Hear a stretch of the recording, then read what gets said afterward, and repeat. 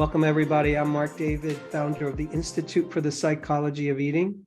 We are in the Psychology of Eating podcast, and I'm with Jeff today. Welcome, Jeff. Hi, Mark. Nice to be here. Same here. I'm glad we're doing this. And for anybody listening in that's new to the podcast, Jeff and I haven't met before, and we're going to dive in and have a session and see if we can do some good work together. So, Jeff, if you could wave your magic wand and get whatever you wanted with food and body, what would that be for you? Just be able to get control of unhealthy eating patterns. I mean, basically, during stressful events in life, I can lose all control. I have lost and gained approximately 100 pounds, 7 or 8 times in my life. I've figured out, and then recently I found myself back with that 100 pounds overweight that just adds on quick, and stressful moments within less than 6 months. I've gained about 100 pounds. Wow. So what does that put you at now, weight-wise? Well, I'm in Europe, so in kilograms, it's 118 kilograms, about 260. Got it. And so usually when this happens for you, so you've gained this amount about 7 times, lost that amount a good number of times. How does the weight usually come off? It comes off because I get, I guess I go through extremes. I get very dedicated to exercise and like hardcore nutritional, often like even juice fast or minimal 1,000-calorie a day diets, and within a period of a year or less, it usually comes back off. But I mean, every time I've gone through it, it's gotten difficult, more and more difficult every time. Obviously, with age, I'm just about 53, so going through the cycle again every time, it seems it takes a little bit longer, a little bit more effort to get that weight back off.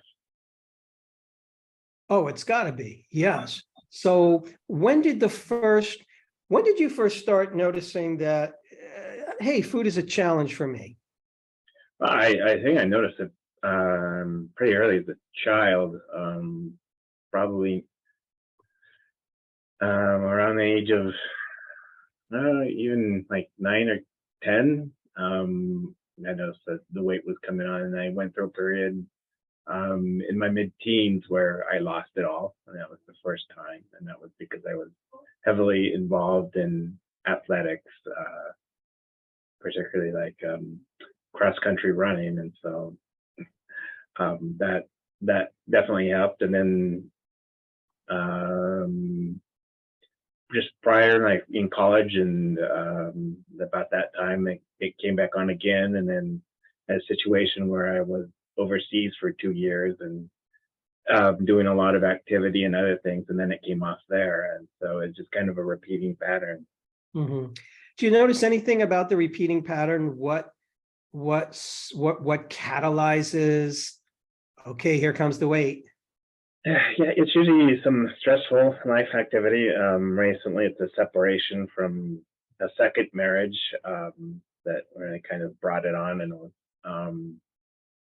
so that's been the situation twice, or situated with being on my own, or moves, or stressful life events like the passing of a parent, that type of thing.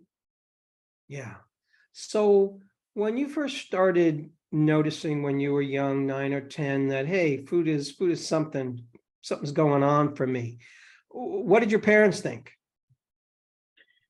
Well, they basically just kind of shamed me a little for it. They this is my myth back. Well, you just go out and play. They like banned me from eating outside of meals, that type of thing. But obviously, I found ways to sneak food, which I often, for whatever reason, do do now, particularly have late night binge eating episodes, is when it seems to be the worst. Mm-hmm. So they would shame you for it, just in their words and their actions. Yes, yeah, more or less in there, and then just kind of, it's in more or less in both, but particularly in their words, basically to the fact, like, stop being so weak, it's just, don't eat outside of mealtime, that type of thing. Although Yeah. my mom suffered from weight problems as well, so, but my dad was particularly shameful about it. Yeah. Mm-hmm. Are both your parents still alive? No, they're both. Mm-hmm. Did things change for you at all when your parents passed relative to your relationship with food, your relationship with your body? No, I mean, it's been, well, not relatively recent. My father's been 4 years. My mother more like 12 at this point. Mhm. But no, it's pretty much seemed to be the same pattern with the both times I began to put on the weight within a few months after. Also, often related to difficult relationship circumstances as well. And then there was some kind of catalyst that kind of triggered the desire to lose weight. I remember one time it was just seeing this film called Fat, Sick, and Nearly Dead and get inspired by juice fats. And I went through this whole thing where I lost 100 pounds in a year, and I actually ran a marathon at the end, and people were so impressed, and it kind of became a big deal. And then I thought that had solved all my issues, and then within a couple of years of the breakdown of my first marriage, all that weight started to come back on. So obviously, there was a big emotional component to it as well. Yeah. So if you could go back in time somehow and get what you wished you could have had as a youngster when you were struggling with food and struggling with weight relative to your parents, if you could somehow go back and magically have them be better parents, what would have changed?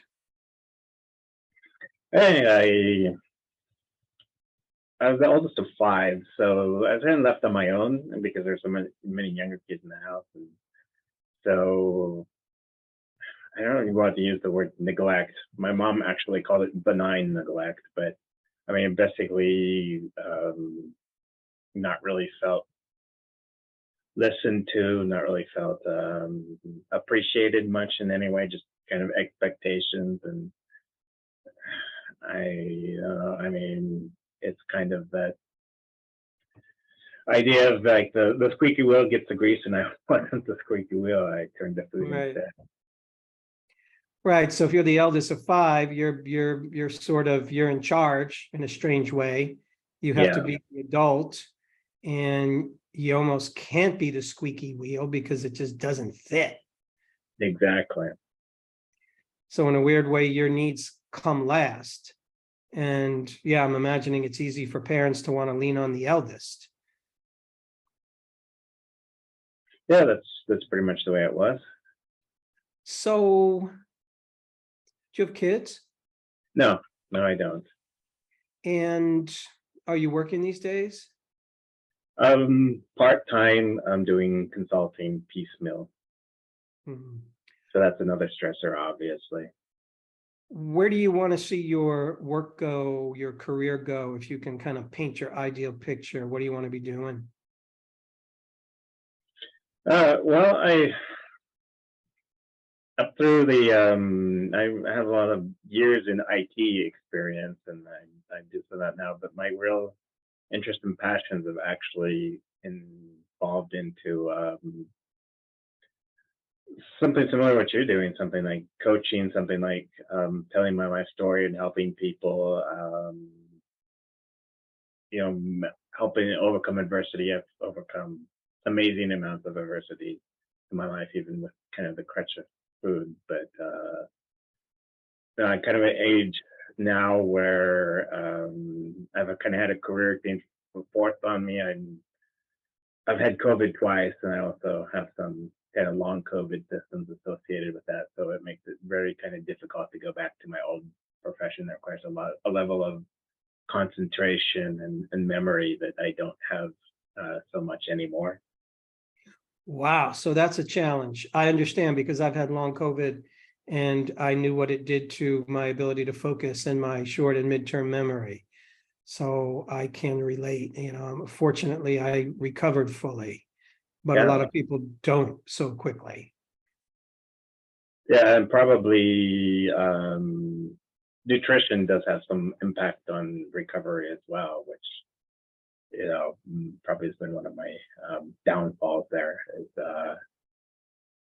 has been that part. So when I've eaten better, I've noticed some memory improvements. But obviously, when I don't eat well, the symptoms such as the memory and the tiredness and the get much worse.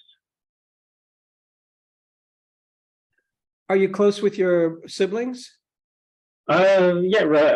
I'm living with my sister right now, so yeah, I'm close with her, and then I have 3 brothers, all in the States. So we speak on occasion. There's one that particularly we text back and forth every day. That he has some similar struggles to what I do. And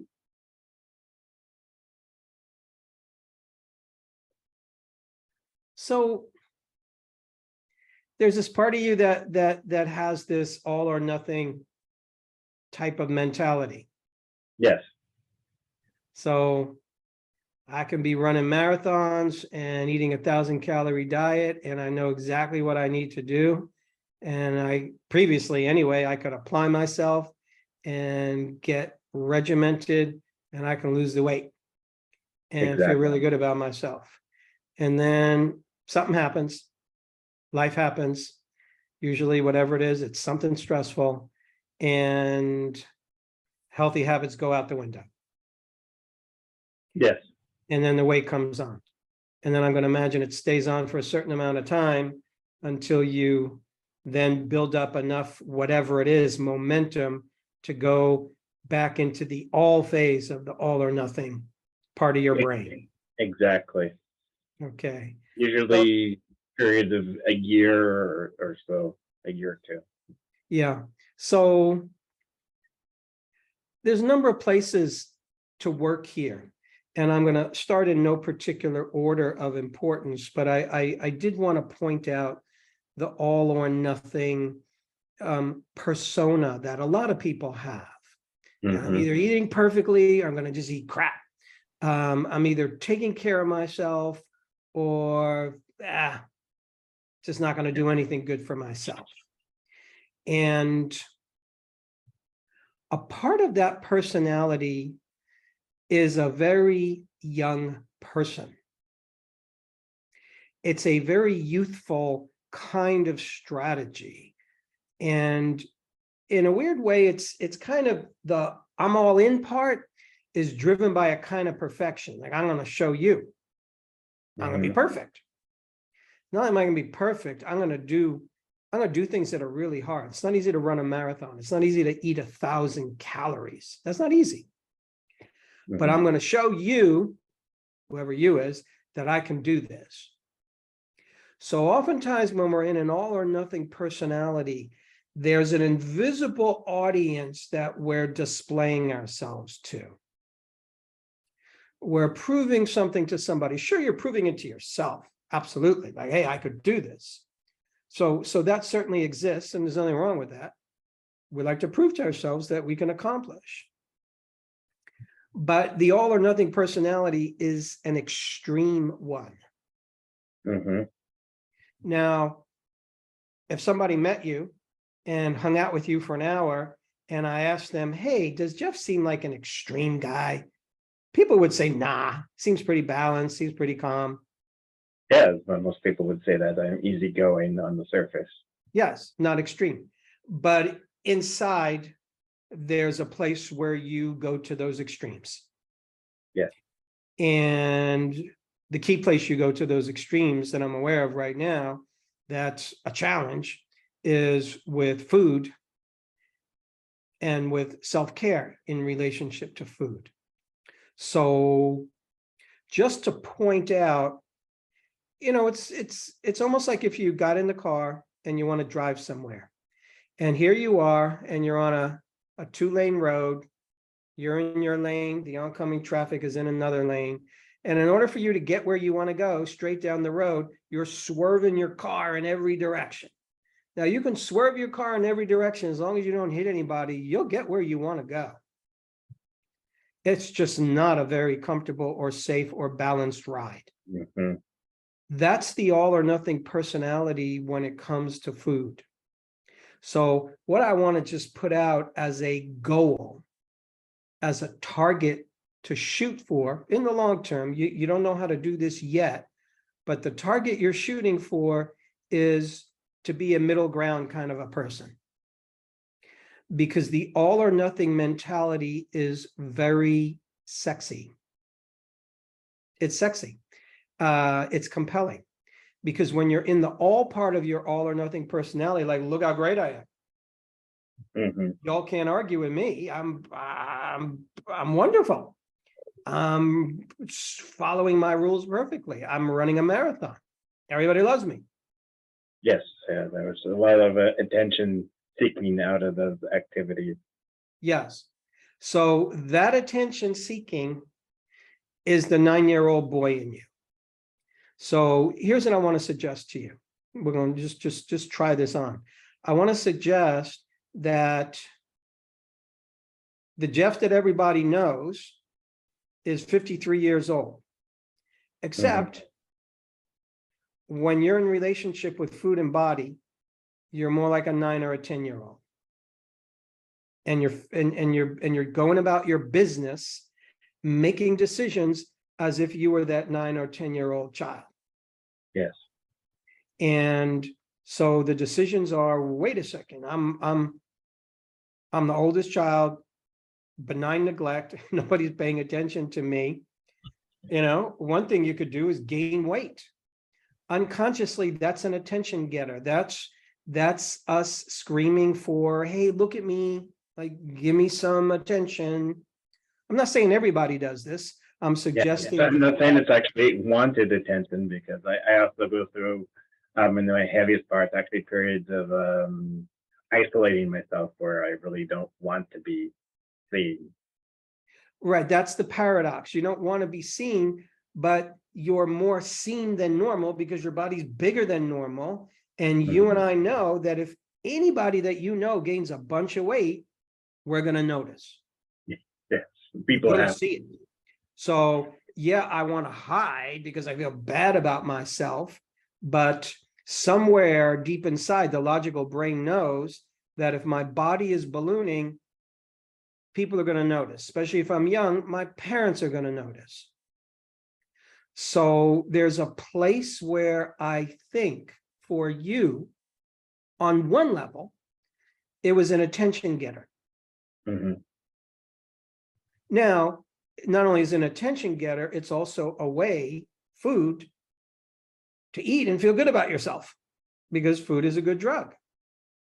Yes, I remember what you're saying about like actually kind of turning off your head because your digestion is working so hard, and that's certainly been my experience. At those moments, it's a way to calm those thoughts in my head, because basically I eat a bunch of crap and then I go into the food coma and I don't care for a while. So food can be a way for us to check out. Mm-hmm. You could also use food to check in. If I go to my favorite restaurant and if it's a little bit more expensive, I am tasting every bit of that food. I am focusing on it. I am enjoying it. So we can use food to check in. You eat your favorite food. You love it. You feel good. We could also use food to check out, meaning I eat and I go unconscious. All the energy goes into my belly because it's got to digest all that food. And oddly enough, my mind relaxes, my emotions relax. They're not even present anymore. I've disappeared. My problems have disappeared. Yes. So as children, we have that experience. We know, wow, I can eat a bunch of food and all of a sudden I don't feel so bad. Like all my problems disappear, at least temporarily. So that was your smart, wise, best childhood strategy to deal with some of the nonsense of your upbringing, to deal with the parts of your upbringing that didn't work for you. Mhm. The parts of your upbringing where, yeah, I didn't get what I needed. So on top of that, gaining weight is an attention getter. Unfortunately, the attention you got was shaming attention. Yes. And then, So then all of a sudden, the belief comes into the mind that when I'm calling out for attention, I get shamed.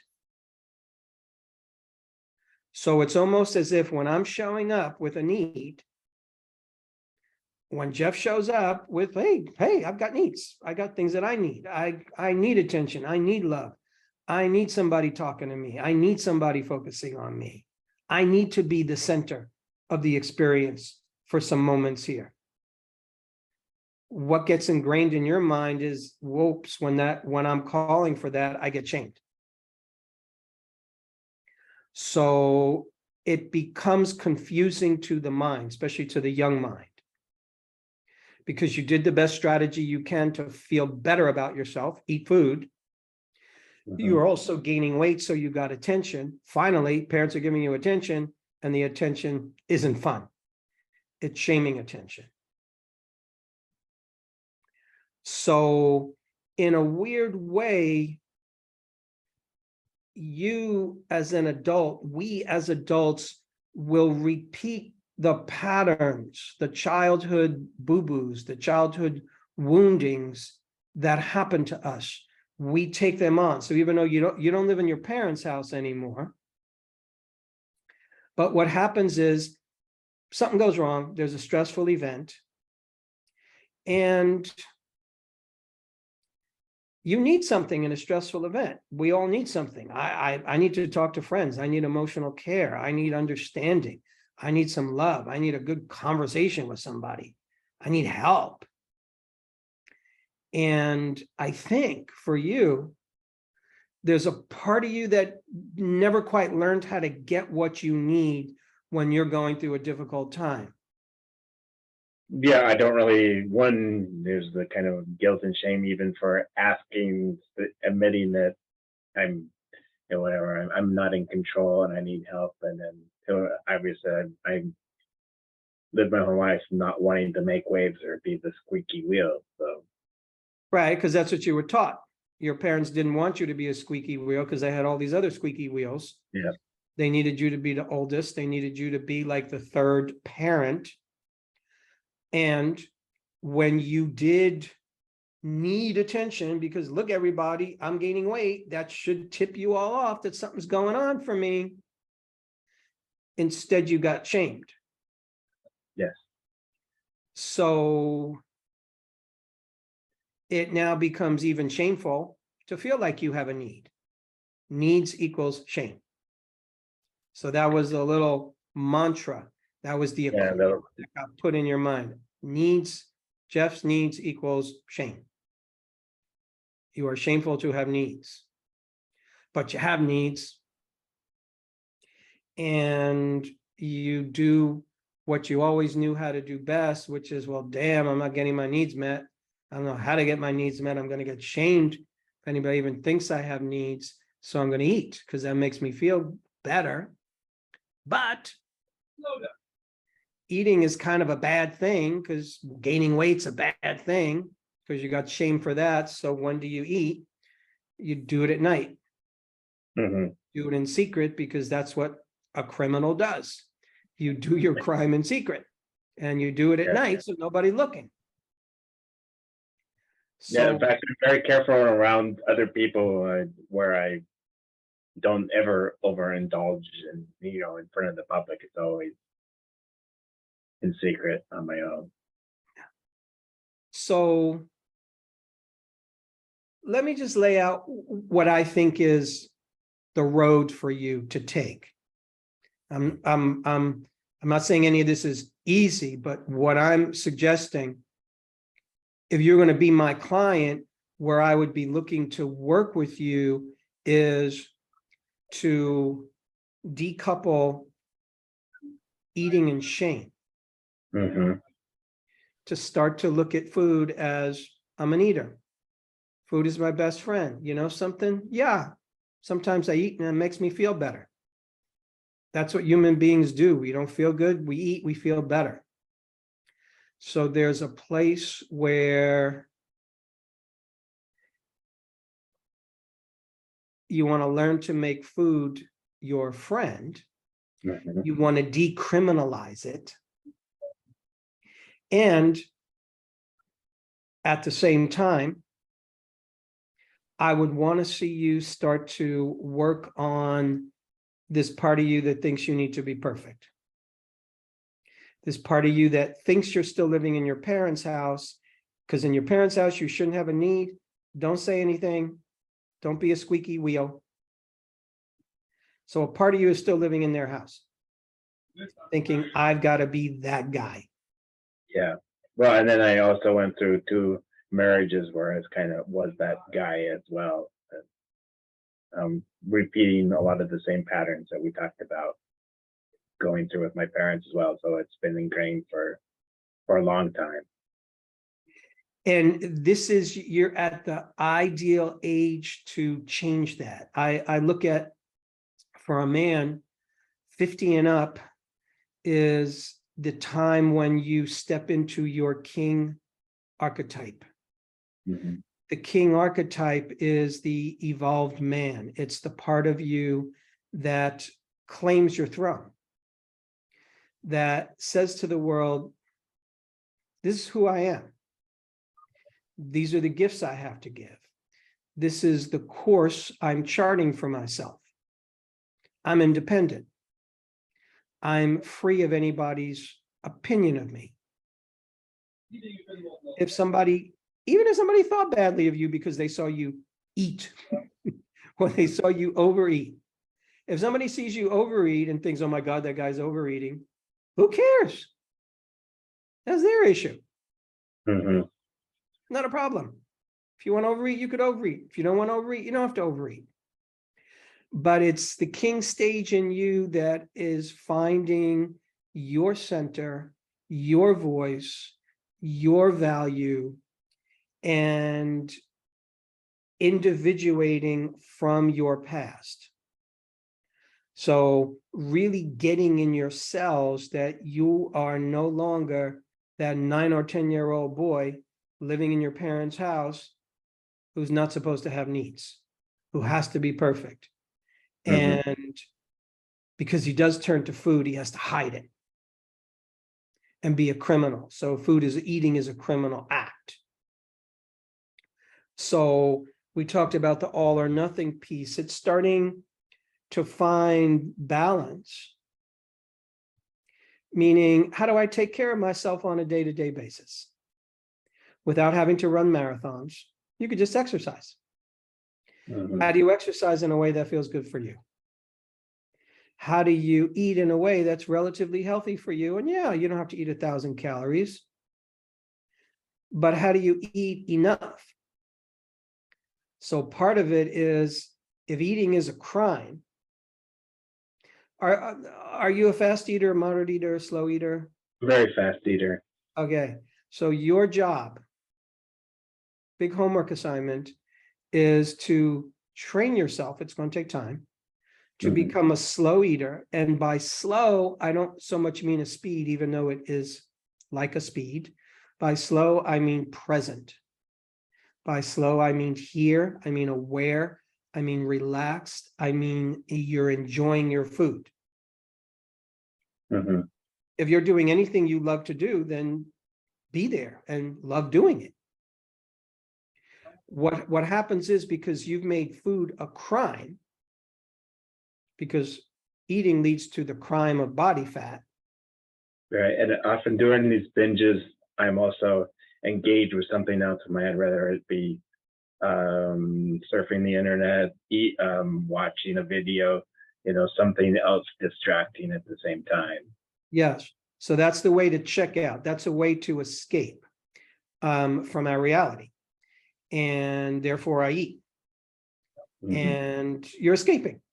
And sometimes we need to check out and escape. So checking out and escaping is not a bad thing.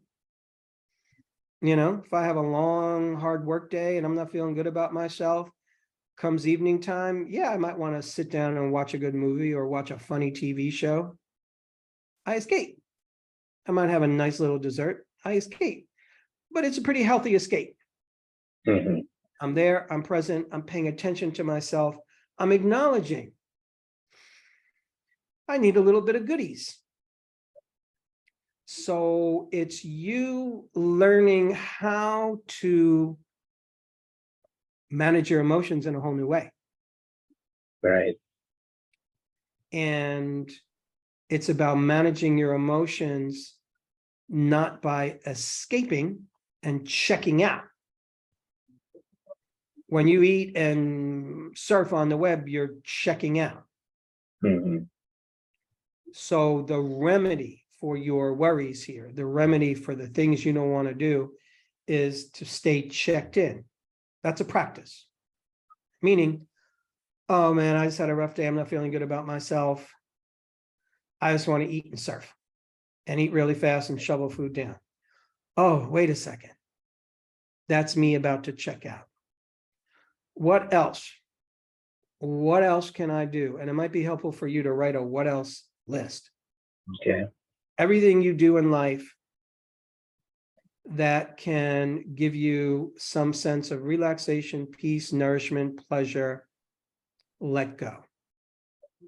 Might be listening to music. It might be taking a walk. It might be eating something, but eating it really slowly and being present and being there. Mhm.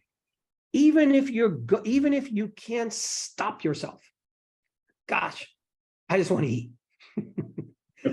I just want to eat. Even if you can't stop yourself, what I would love to see you do is to stay present while you eat and not check out, because you're eating. And you're eating for a reason, because it's going to give you pleasure. It's going to give you stress reduction. So I want you to eat slowly and sensuously and enjoy what you're doing, because then you're acknowledging to yourself, I am staying awake in the places that I normally go to sleep. Mhm. And that's where you change the unwanted habit. Okay. It's not sexy. It's not like take this pill and you're going to be all better. Or you do this one little simple technique and everything is fixed. It's learning how to bring light into the places where we usually go dark. Mhm. So ultimately, I see your path as individuating from your parents' house, strange as that sounds, realizing that you're not that 9 or 10-year-old boy that's not allowed to have needs and that has to turn to food in order to feel better about yourself. Nobody's going to judge you except for you. Nobody's judging you. And if anybody judges you for anything that you do, they don't belong in your world. They're not your friend. So it's really about you starting to find other ways that you can regulate your internal experience. So you're learning how to become the king of your kingdom. And the kingdom, a man's kingdom, begins in the mind. That's the first part of your kingdom. It's in between the ears. Okay. And I have dominion over my kingdom. And that doesn't mean you do everything perfectly. Mhm. It means that you work towards doing your best so you stay awake. So you stay awake if you're going to eat at night. You take your time, you eat slow, because when you do that, you're giving your brain the signal, eating is not a crime. Mhm. In order for us to commit a crime, a part of us has to go to sleep. In order for us to go against our own moral code, a part of us needs to check out. Eating is not a crime. Eating is just what you and every other human being when we're young knows to do to feel better. Every kid knows, feel bad, eat some sugar, feel better. Not guilty. That's what we do. That's the best strategy we have when we're young. Mm-hmm. It just never went away from me. Right. So, but you can change that because you're aware of it. And I want to suggest to you, rather than focus on losing weight right now, I know you want to lose weight. Rather than focus on losing the weight, I would love to see you focus on the things we're talking about, which is finding new ways to regulate your inner world and your emotions other than food. Mm-hmm. I would love to see you find ways to create support for yourself. So when Jeff is needing support, who do you go to? Who do you ask for help? Who do you say, hey, I'm not feeling so good about myself today? Or, hey, I can use somebody to talk to. Or, hey, I need some attention. Like, identify those people in your life who you can get what you weren't able to get when you were young, which is somebody just listening to you and unconditionally accepting you. Yes, I felt that's probably the thing I've missed most in my life, is this feeling of unconditional love and acceptance, because not having it at home and then going through a series of relationships, not feeling like I had it either. And so food offers that, I guess, to some degree. Yeah. Yeah. Food loves us. Food never complains to you. Here's the thing. It's a nice bonus when we have people outside of us, particularly a primary relationship, where you feel unconditional acceptance. That's really good medicine. If you don't have that in your life in terms of a primary relationship, especially in your age group, as a 50-plus-year-old male, Mm-hmm. the attention shifts to giving it to yourself, giving the unconditional acceptance to yourself, meaning, God, even though I just gained a bunch of weight and it's still on my body right now, I still unconditionally accept myself. I understand myself. My journey hasn't been easy. I'm a learning, growing human being. Mm-hmm. If somebody came to you, if a good friend came to you and say, Jeff, I've been having trouble. I've been binge eating at night. I've gained a bunch of weight. You wouldn't yell at them. You wouldn't judge them. No. You wouldn't tell them you're not going to be their friend. You wouldn't say, well, you got to be perfect. You wouldn't shame them. You'd love them up. Yeah, and I've been in those situations, and I have, of course, reacted with sympathy and understanding and support and all of those things that I haven't given myself. Bingo. So you know what it feels like to give it to another human being. You got to give it to yourself. That's the key. That is what will set you free, when you can start to have the feeling called, I accept myself, even though I'm not perfect. Mm-hmm. I want myself, even though I'm not perfect. Even though this body doesn't weigh what I want it to weigh right now, I actually want this body, because the only body you have. Mm-hmm. Granted, your preference is for your body to have a different weight.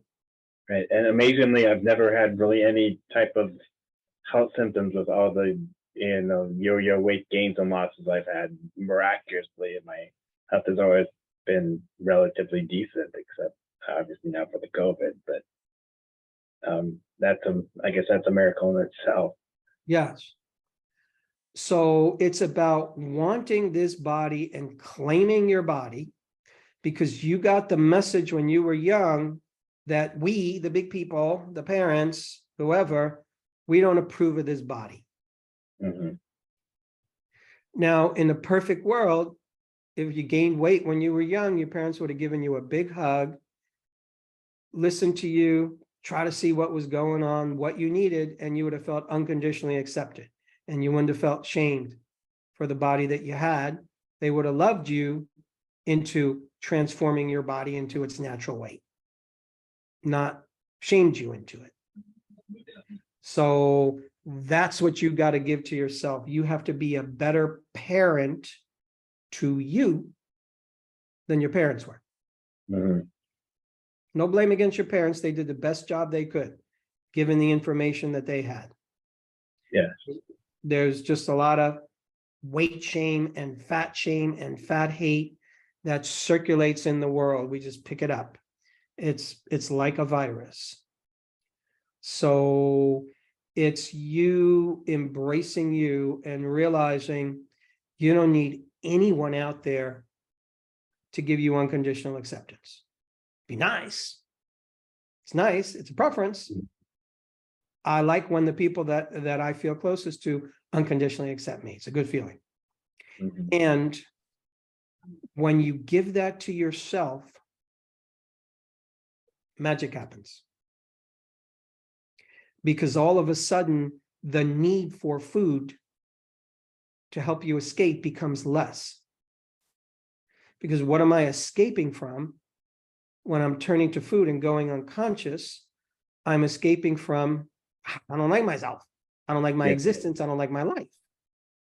Mhm. Exactly. Those are the feelings I have when I do it. Yes.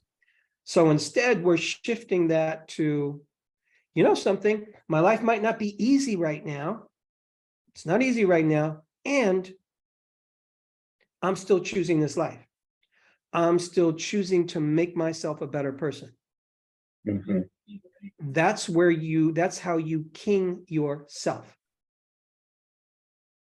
Nobody makes a king into a king. Nobody makes a queen into a queen. Nobody walks up to a woman and puts a little wand over her head and says, okay, you're now a queen. Or puts a wand over your head and says, okay, you're now a king. No, we ascend the throne. We claim the throne. So it's a self-initiation. It's where you dig deeper than you've ever dug before. And you find your dignity and you find your self-worth and you find your self-respect, even though you're not perfect. This is not about being perfect.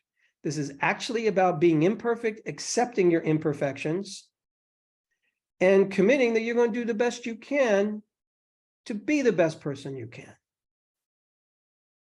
even though you're not perfect. So you don't need a perfect diet. You don't need perfect exercise. You don't need to perfectly run perfect marathons. So put weight loss to the side and focus on self-care. Focus on what kind of food would sustain me every day. What kind of movement or exercise just feels good on a Mhm. daily or however often you move your body. Like what would feel a good way to move your body where you're not trying to be a champion. Yeah. Or pushing it to the extremes and then not doing anything for a week or a time because I'm going through recovery. Exactly. So it's learning how to sustain yourself. So you're literally learning, maybe for the first time in your life, here's how I sustain myself on a day-to-day and a week-to-week basis. So I'm in this for the long haul. Mhm. All or nothing doesn't work for the long haul. You could live to be 90 doing all or nothing strategies, but the mind will be chaotic. You won't be able to be your best. You won't be able to feel your best because you're constantly moving from one extreme to the other. Mhm. Extremes in nature, extremes are not the norm. Yeah, every once in a while it gets extremely cold. Yeah, every once in a while it gets extremely hot. Humans don't do well long-term in extremes. We need middle ground. So it's good to not place ourselves in extremes when we don't have to. Because extremes tell the body, I'm in a stress state. Mhm. I'm running from a lion. This is something extreme is going on here. And you said stress actually makes it harder to let go of weight. Your body wants to keep it on. Exactly. We find our natural weight when we relax into our weight loss journey, not stress into it. So this isn't about you losing weight. This is about you finding your natural rhythm that works for you. This is about you letting go of shame that you don't need to carry anymore. This is about you embracing you have needs, you have desires, you need to be heard, you need to be attended to, and that's all okay. Yeah, I don't know if you've seen the new movie The Whale that's been out, but the amount of shame that character was going through, I related to that so much. It just seemed to, I mean, obviously I never gotten to that level, but just the shame and the feelings it provoked and what it led him to do was exactly my story. Yes. So one of the ways to begin to heal shame is to acknowledge to yourself, not guilty. There is no crime that you have committed. Legitimately, you have not committed any crime. You have done nothing wrong. You have been a human being doing the best you could to learn and grow, given the circumstances that you found yourself in. Not guilty. So it's you starting to, and I focused on the past a little bit for you because there's a place where I believe you need to rewrite your story. Mm-hmm. You need to notice your story and see how that story is still operating beneath your awareness. So you are not that 10-year-old boy anymore. And you don't need to feel shame about your body. You don't need to be Superman to prove to everybody, see, I'm really great. That's a child strategy. You need to step into your adult kinghood where I take care of myself on a day-to-day basis. I love and accept myself, and I accept, yeah, I have certain shortcomings, certain things I'm working on. Nothing to feel ashamed about. Everybody's working on something. I agree. Of course, One more thing. Yeah, yes. go ahead. No, I say it's easy to say, you know, I agree, but obviously it's in the, you know, in the moments of, I guess the day-to-day that, you know, kind of the proof is in the pudding, you know, like I said, that, you know, you have to step up at some point, like you said, this idea of self-initiation, self-coronation, you know, it's a process, I think. It is a process. And it's just committing to that process, committing to that journey. It doesn't happen overnight. Mm-hmm. And a good king is patient. So it takes a certain amount of patience. It takes a certain amount of diligence. It takes foresight to understand, yeah, I'm embarking on a new road, and this road takes time.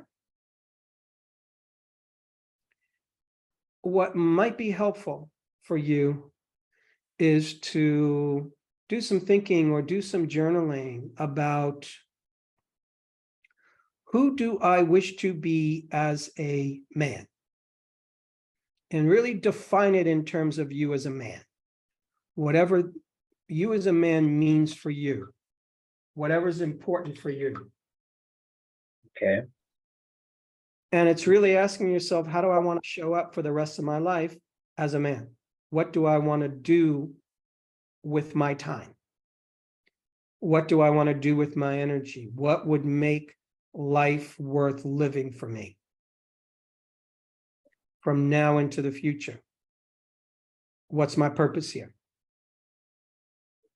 And on a day-to-day or week-to-week basis, how do I wish to show up as a man in the world? I don't care what the past looked like. Okay. for you to start really giving thought to defining yourself as a man, as an adult man, as a king, as a sovereign person. Because again, you don't live in your parents' house anymore. So you can now rewrite the rules. Mm-hmm. And part of that is understanding that not guilty. Nothing to be ashamed about. Yeah, if I want something, eat it. I'll just eat it consciously and slowly and make the most of it. Exactly. Food is not your problem. Food is your solution. Feel bad, eat food, feel better. So food is your solution. It's not the problem. Okay. The challenge is, at a young age, I learned to turn to food, like many people do, to feel better about myself. There were reasons I wasn't feeling good about myself, legitimate reasons I wasn't feeling good about myself. An upbringing. I didn't get what I needed. I didn't get the attention that I needed. I called out for attention in ways that might not have been the healthiest, but I did the best I could. I gained weight instead of getting love. I got shamed. Mm-hmm. So you're not that young man anymore. You did the best you could. So it's looking back on your story and sort of blessing it, sort of saying, okay, that's all understandable. That's all understandable. I turned to food to feel better about myself. And part of us believes, because the world teaches us that, well, if you have the right weight, all your problems are going to go away. Yeah. It's an illusion. It's a false belief. If I've been in this conversation with people in my lifetime thousands of times, maybe, I can't even remember, maybe there might have been one person who said, I lost the weight and I lived happily ever after. Yeah, I was convinced that running the marathon would just change everything, and I would finish, and it would be like stepping into a whole new world. Everything would just be perfect at that point, and Yes. that's not what happened at all. No, and that's good news. It's good news. It shows you, okay, that's not the way. Mm-hmm. A bunch of pounds of fat on your body doesn't guarantee anything. Whether you have them, whether you don't have them, you can have the perfect body and be miserable. You can have a big body and be the happiest guy. People of all weights and shapes and sizes are happy or depressed or healthy or unhealthy. So it's all about you imagining, oh, who's this person I think I'm going to be when I reach my ideal weight? What do I actually think is going to be different? How am I going to be different? And whatever the answers to those questions are, I'm going to be more confident. I'm going to be the real me. I'm going to show up. I'm going to stand in my power. Whatever you think the results are going to be of having a perfect body, start to be that guy today. Yeah, why wait? Why wait? And do that and go about the business of finding your natural weight. No need to wait anymore. No waiting. 53. Well, you're kind of at the top of the hill there. Yeah, it's not much time left. Right. Yeah. So let's make the best of it. Mm-hmm. How's this conversation been for you, Jeff? It's been excellent, Mark. None of this is completely new, but this is all kind of put together in a way I think that can be really helpful. Like you said, get rid of the shame. And I think I said like 90% of my problem is just learning to like myself. And if I do, and learn how to do that and learn how to be the person I want to be, I don't see food being that much, both as it's like you said, like a wonder drug, but also like an excuse as well. Yes. One more thing about the shame, you know, shame might never leave us 100% because we're human and we're imperfect, and shame seems to be a little bit built into the DNA. So shame can come up. It's just it's all about giving it less and less airtime, noticing when it comes up, loving ourselves in that moment.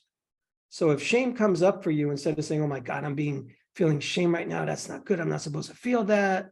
No, when shame comes up, you do what you would do for anybody that you love who is feeling shame in the moment. You love them. You love yourself, even though I'm feeling shamed. Oh, of course I'm feeling shame because I've had this long, crazy journey. And so shame is coming up. Okay. And you give yourself a moment to actually feel the shame, to have compassion for yourself, to give yourself a hug, to not judge yourself for having the shame, because that's what you needed when you were young and feeling ashamed. We just need to be loved. That's the antidote for shame. It's like, no, you're loved. Yeah, that's what I felt like I missed. Yeah, so you're giving yourself, you're being a better parent to yourself than your parents were. So you're letting shame exist. But when you love on yourself, even though you're feeling shame, just pretend you're another person. Pretend you're your best friend, and you're just giving your best friend love, even though they're feeling ashamed. The shame can then relax a bit. It doesn't last as long. It can resolve a little sooner. And even if it takes a day or 2 or 3 or 4, you still learn to stay with yourself. Oh, I really need to nurture myself. I'm going through a shame period. I need to nurture myself. I need to treat myself well. That's what you do in moments and times of shame. You double down on self-care and self-nourishment.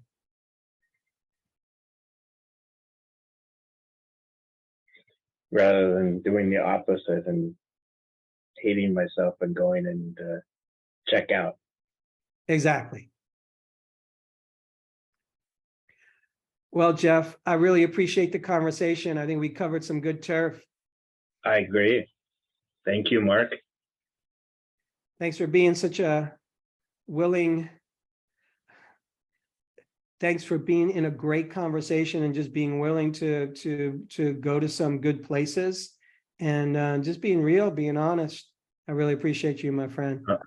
Thank you. I appreciate you too. All right, Jeff, you take care. And thanks everybody for tuning in. Hey friends, we're so happy that you've joined us for another episode of The Psychology of Eating with Marc David. Are you loving these episodes? Then simply subscribe and you'll never miss an episode again. We'd also love it if you'd leave us a comment below so we can hear more about your own journey with food and body. And if you're curious about what we offer at the Institute for the Psychology of Eating, including our internationally acclaimed coach certification training that's rooted in dynamic eating psychology and mind-body nutrition, please head on over to our website, psychologyofeating.com.